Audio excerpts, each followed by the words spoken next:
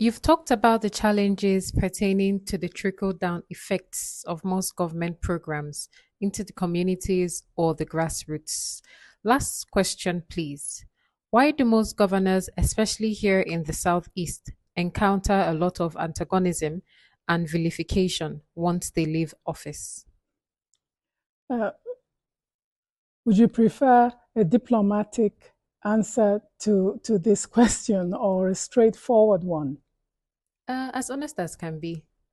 So, except for those of them who have actively created a legacy of empowerment or have deliberately set in motion a process of sound leadership succession across the political and administrative arena, the raw truth is that the average Nigerian governor in the course of an 8-year tenure, or perhaps 4, as the case may be, generates enough megawatts of resentment to power a nuclear megastation.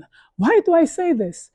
They often forget one thing, which is that legacy is not measured by how many kilometers of road or how much infrastructure you have built, but how you made the people who chose you to govern them feel.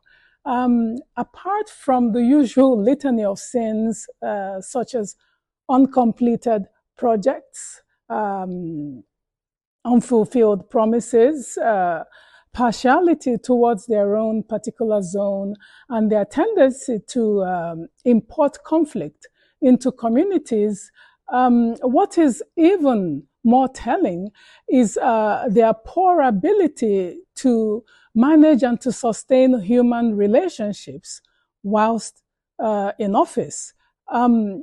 First, they jettison lifelong friends, their acolytes, even the foot soldiers who contributed in funds, in sweat, in tears and blood to their electoral success, whilst, on the other hand, going out of their way to cultivate sworn enemies. In short, they have a flawed reward system. Moreover, the speed at which they become addicted to the power at their disposal, wielding it like a lethal weapon, and intent on playing God in the lives of the electorate who gave them that power is incredulous. This is when all the manias come into play, from megalomania, egomania, pseudomania, squandermania, even dipsomania. The list is endless. The irony of it all begins to unravel once they move first from the engine room of power, which is the governor's office, to the corridors of power, which is just as they're about to leave office, and then to the wide open field when they become ex-governors. That's when the cold wind blows. That's when they look back in search of their old friends, those they avoided, denied access, and disappointed whilst in office. That's when they begin to suffer the withdrawal symptoms that come with power evaporation.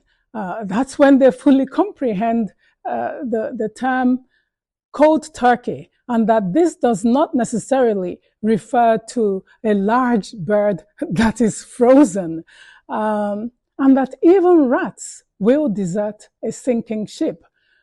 All that money they might have amassed in the course of their political service can never insulate them from the animosity, the bitterness, the enmity, and the bad blood they accumulated whilst in office, and the inevitable state of loneliness and isolation that comes with it. And this, sadly, they often realize too little, too late.